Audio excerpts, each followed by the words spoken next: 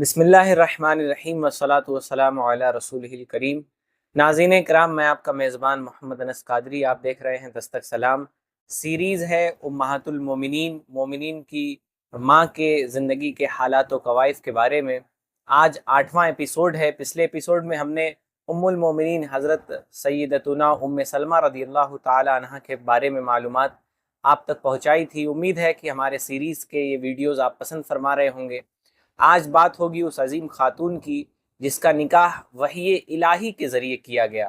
وہ عظیم خاتون جنہوں نے مدینے کی طرف ہجرت کی، کفار مکہ کے مظالم سہے، آپ کے گھر کو لوٹ لیا گیا اور آپ کے گھر پہ قبضہ کر لیا گیا، لیکن نبی علیہ السلام نے انہیں بشارت دی کہ آپ کو اللہ تعالیٰ اس کے عوض جنت میں اس سے بہترین گھر عطا فرمائے گا۔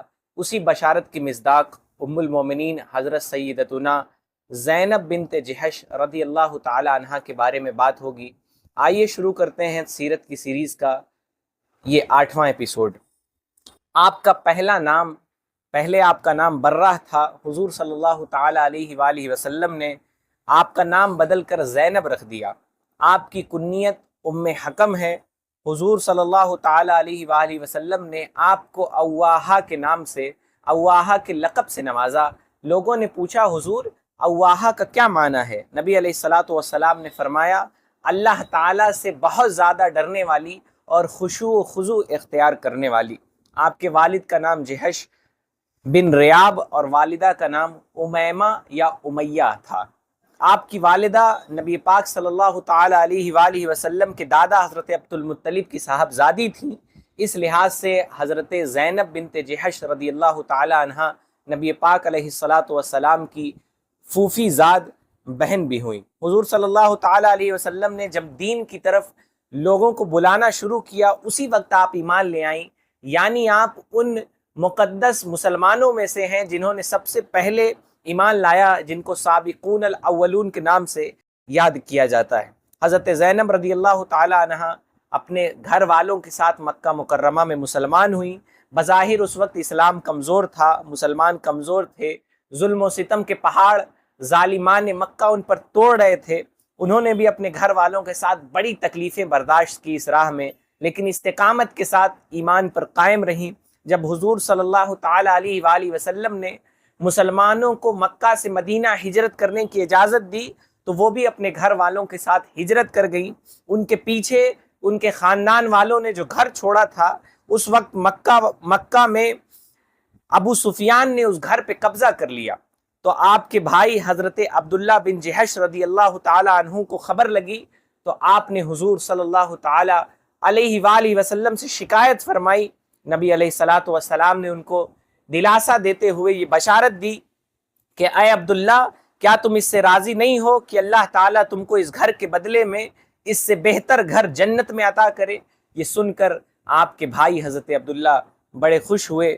ام المومنین حضرت زینب رضی اللہ تعالی عنہ کا پہلا نکاح حضرت زید بن حارثہ رضی اللہ تعالی عنہ سے ہوا، جو نبی پاک صلی اللہ تعالی علیہ وآلہ وسلم کے آزاد کردہ غلام تھے۔ یہ نکاح اسلام میں موجود برابری کی ایک عظیم مثال ہے کہ ہاشم جیسے خاندان کی، بنو ہاشم خاندان کی ایک عزت دار خاتون کا نکاح نبی پاک صلی اللہ تعالی علیہ وآلہ وسلم نے اپنے آزاد کردہ غلام حضرت زید بن حارثہ کے ساتھ کیا۔ دنیا کی دیگر قومیں، دنیا کی کوئی بھی سوسائٹی مساوات اور برابری کی ایسی مثال نہیں پیدا کر سکتی جیسی مثال نبی علیہ الصلاۃ والسلام نے دی۔ اس کے بعد یہ رشتہ تقریباً 1 سال تک چلا اور حضرت زید بن حارثہ نے کسی وجہ سے حضرت زینب بنت جہش کو طلاق دے دیا۔ طلاق دینے کے بعد آپ نے عدت گزار چکی تو نبی علیہ الصلاۃ والسلام نے آپ کی غمگساری کرنے کے لیے آپ سے نکاح کا ارادہ فرمایا اور خود آپ کے پہلے شوہر حضرت زید کو آپ کے پاس پیغام نکاح لے کے بھیجا۔ دیکھیں، نہ مسلمانوں کے اندر کوئی غرور تھا، نہ گھمنڈ تھا، نہ ان میں یہ جذبہ تھا کہ میں اس عورت کے پاس کیسے جاؤں کہ جسے میں پہلے طلاق دے چکا ہوں۔ شاید جسے لوگ طلاق دے دیتے ہیں اس کے حقوق کی رعایت بھی نہیں کرتے، موقع ملتا ہے تو اس کے حق مار لیتے ہیں۔ شاید جب طلاق دینے کے بعد کورٹ کچہریوں میں کئی معاملے لمبت ہیں جہاں عورتیں اپنے حق مانگ رہی ہیں لیکن شوہر انہیں ان کا حق نہیں دے رہا ہے، لیکن یہ معاشرہ، یہ نبی علیہ الصلاۃ والسلام کے غلام تھے، نبی علیہ السلام کے چاہنے والے تھے، ان کے قلوب و اذہان میں تکبر کا شائبہ بھی نہیں تھا، اس لیے حضرت زید بن حارثہ نبی علیہ السلام کا حکم پا کر حضرت زینب کے پاس جاتے ہیں اور فرماتے ہیں کہ نبی علیہ السلام آپ سے نکاح کرنا چاہتے ہیں۔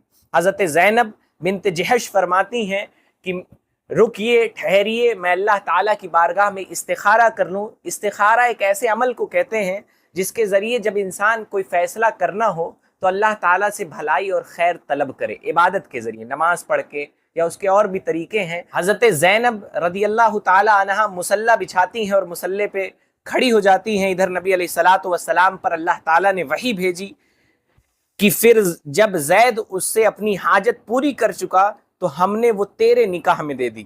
گویا اللہ تعالیٰ نے خود اپنے آخری نبی صلی اللہ تعالی علیہ وآلہ وسلم کا نکاح حضرت زینب رضی اللہ تعالی عنہا سے کر دیا۔ نبی علیہ السلام کا یہ نکاح وحی الہی کے ذریعے منعقد ہوا۔ بہرحال حضرت زینب رضی اللہ تعالی عنہا کا نکاح حضور صلی اللہ تعالی علیہ وآلہ وسلم سے ہو گیا۔ ولیمے کی دعوت کا انتظام کیا گیا، شوربہ اور روٹی وغیرہ پکائی گئی۔ روایتوں میں آتا ہے کہ بکری کا گوشت پکایا گیا اور تقریباً 300 لوگوں نے اس ولیمے کی دعوت کھائی۔ ولیمے کی دعوت ہوئی، اس وقت حضرت زینب رضی اللہ تعالی عنہا کی عمر مبارک 36 ایئرز یعنی 36 سال تھی۔ حضرت زینب بڑے اچھے اخلاق و عادت والی، عبادت و ریاضت کی پابندی کرنے والی، نیک روزے دار، نمازی اور بڑے خشوع خضوع کے ساتھ عبادتوں میں مصروف رہنے والی تھیں۔ اللہ تعالیٰ نے سب سے زیادہ ڈرنے والی، سب سے زیادہ سچ بولنے والی، سب سے زیادہ رحم کا سلوک کرنے والی، لوگوں پہ رحم کرنے والی یہ خوبیاں حضرت زینب رضی اللہ تعالی عنہا کو دی تھی۔ اور آپ کی یہ بھی خوبی تھی کہ آپ بہت زیادہ صدقہ و خیرات کرتی، اس کے ذریعے اپنے رشتہ داروں، دوست و احباب اور قریبی لوگوں کی مدد فرماتی۔ حضرت زینب رضی اللہ تعالی عنہا سے کئی اہم حدیثیں بھی روایت کی گئی ہیں۔ حدیث کی کتابوں میں آپ کی مروی حدیثوں کی تعداد 11 ہے، جن میں 2 حدیثیں متفق علیہ ہے۔ متفق علیہ ان حدیثوں کو کہتے ہیں جو حدیث کی 2 مشہور کتاب بخاری اور مسلم دونوں میں پائی جائے، یعنی دونوں نے اس پر اتفاق کیا ہو۔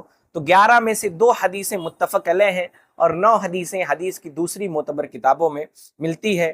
حضور صلی اللہ تعالی علیہ وآلہ وسلم کے ظاہری وصال فرمانے کے تقریباً 10 سال بعد 20 ہجری میں مسلمانوں کے دوسرے خلیفہ حضرت عمر فاروق اعظم رضی اللہ تعالی عنہ کے دور خلافت میں تقریباً 53 سال کی عمر پا کر حضرت زینب رضی اللہ تعالی عنہا کا انتقال ہو گیا۔ آپ کی نماز جنازہ خود مسلمانوں کے دوسرے خلیفہ سیدنا عمر فاروق اعظم رضی اللہ تعالی عنہ نے پڑھائی اور مدینہ شریف کے بقیع قبرستان میں آپ کو دفن کیا گیا۔ اللہ تعالیٰ کی بارگاہ میں دعا ہے کہ مولا کریم ہمیں اپنے ماؤں کی سیرت پڑھنے، جاننے اور اس پر عمل کرنے کی توفیق عطا فرمائے۔ امید کرتے ہیں کہ سیرت کی سیریز کے ویڈیوز آپ پسند فرما رہے ہوں گے۔ کمنٹ سیکشن میں ہمیں اپنی قیمتی آراء اور مشوروں سے ضرور نوازیں۔ آپ کا کوئی مذہبی سوال ہو تو کمنٹ باکس میں ضرور پوچھیں، انشاءاللہ قرآن و سنت کی روشنی میں اس کا جواب ضرور دیا جائے گا۔ استغفر اللہ ربی من کل ذنب واتوب الیہ۔ محمد انس، دستک سلام، گورکھپور۔